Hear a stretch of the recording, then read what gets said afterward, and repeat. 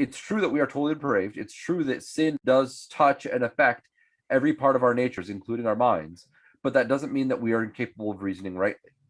The Bible affirms that unregenerate men are capable of reasoning rightly, and that's why they stand condemned. Anyway, Jacob, could you share your thoughts about that, about the anti-apologetic of Cornelius Van Til?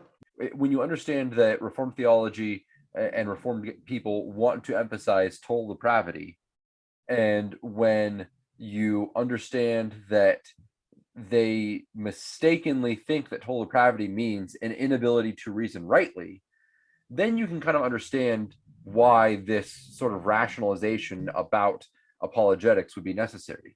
Because if it's impossible to reason rightly, well, then what's the point of trying to reason rightly with the unbeliever, right?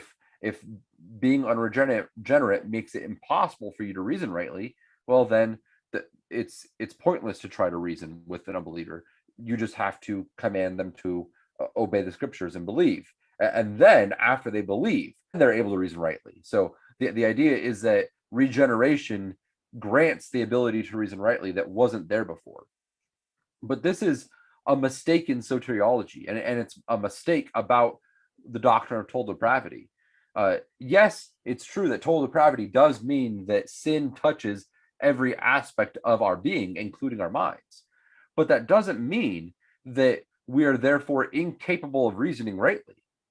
It means that we're incapable of not sinning in our reasoning, but there are other ways to sin in your reasoning other than just spewing nothing but fallacies, right? And so it's this very simplistic and an arbitrary view of total depravity that grounds presuppositionalism for the most part.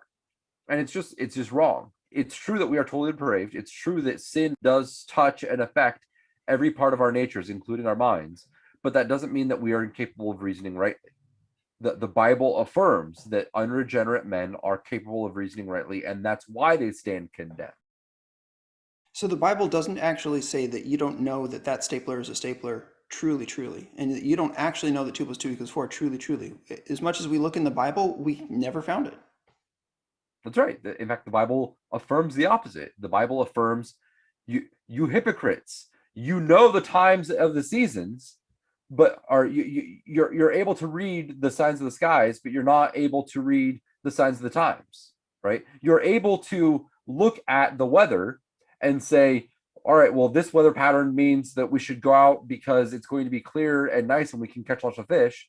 And this weather pattern means that we ought to stay home because it's going to be stormy.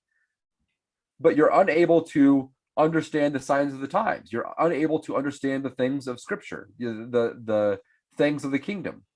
You hypocrites, right? Scripture's affirming that unregenerate people have the ability to understand true things, even about God, but they refuse to use that reasoning capacity rightly when it comes to the things of God.